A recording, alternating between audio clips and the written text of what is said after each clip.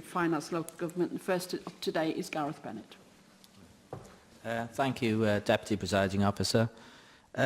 Could you put your hat as Local Government Minister on for a second? And hopefully that's not my first question.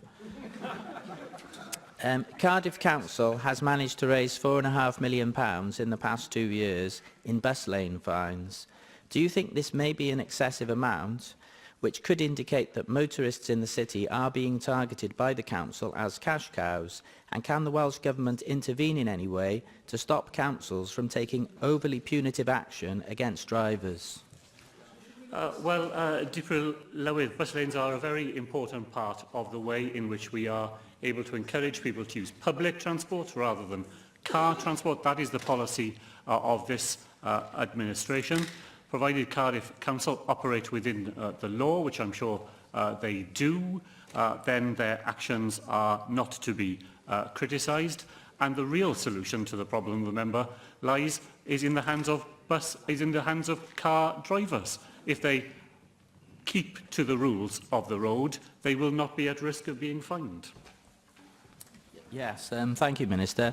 As a non-driver, I do appreciate your regard for public transport, which I share, and in an ideal world your answer would be correct, but unfortunately given Cardiff's traffic problems, sometimes drivers do inadvertently find themselves in bus lanes. But to continue with the theme, Cardiff probably does have the worst traffic problems in Wales, and the council has also raised £3.5 million in parking fines since 2014, as well as £110,000 in yellow box fines.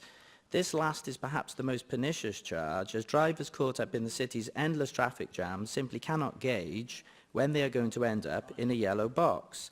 I really think Cardiff and any other council engaging in this kind of money-making should be forcibly dissuaded from doing so.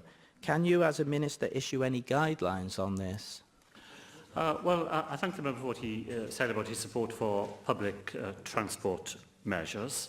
I agree with him that if people find themselves in positions inadvertently, then the law should take a more generous view of any transgressions.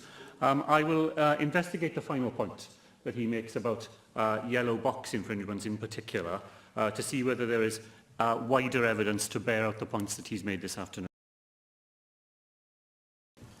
Thank you for that, Minister.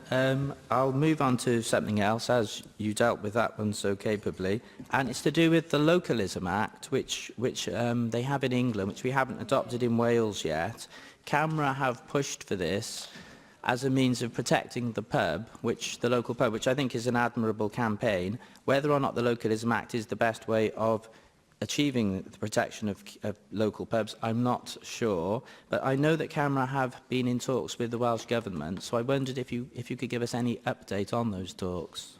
Well, I've not been involved directly in those talks myself. I recognise the point that the member makes about the contribution which a thriving pub can make to a community, social contribution as well as anything else. I'll make sure that his points are drawn to the attention of my colleague Carl Sargent, who I think is responsible for that matter. Thank you very much.